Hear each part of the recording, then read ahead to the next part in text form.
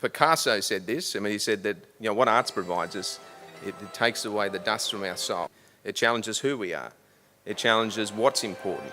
It challenges what we should be changing. And you can't have a global city without the arts being front and centre with who we are and what we do.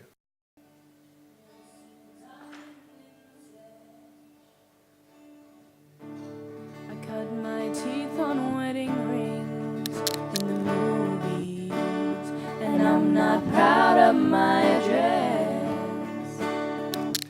The Sydney Business Chamber, through our very capable advocate David Borgia, has been actively lobbying and publicly calling for a lot more of that budget to be spent here in Western Sydney. Before I came to Nepean, I did circus outside of school, and when my mum said that there was a circus school being built, I was over the moon. I think the key difference with the Chamber is our strength and our depth in advocacy. All of our events are about pushing an agenda around infrastructure, jobs, closing the jobs gap and moving Western Sydney ahead. Some of the high-profile speakers and presenters that we get then become actively involved in arguing our case. The arts just are. The arts are who we are. It's about getting up in the morning, it's about going to bed at night, nurturing a soul. The arts are integral to being a human, and we live everywhere, including Western Sydney. For me, the arts is something that's more about making the spirit stronger, more alive, how we take that spirit into our culture and how we make our culture a more vibrant culture, which has to lead to people wanting to do things, which has to lead to economic growth.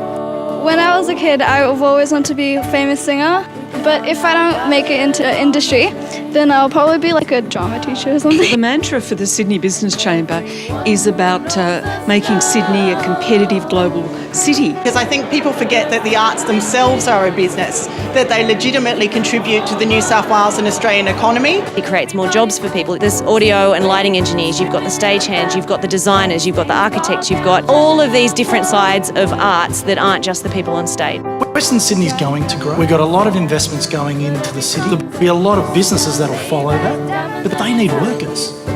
We can build jobs and people can go there and commute back and forth, but otherwise they turn into a bit of a desolate wasteland if there's no one living there and actually making use of it in their cultural time and in their recreational time. We're saying we want to live, work and play. Our role is to advocate on behalf of business, to take the case to government for why we need to get the policies right. You've got a group of people who have realised the potential of Western Sydney, and we're represented from all spheres, economic as well as social, education and government. The Sydney Business Chamber advocate for more resources to come to Western Sydney. They can be the portal between the arts and the business sector. The Sydney Chamber is a powerful advocate for the arts in Western Sydney.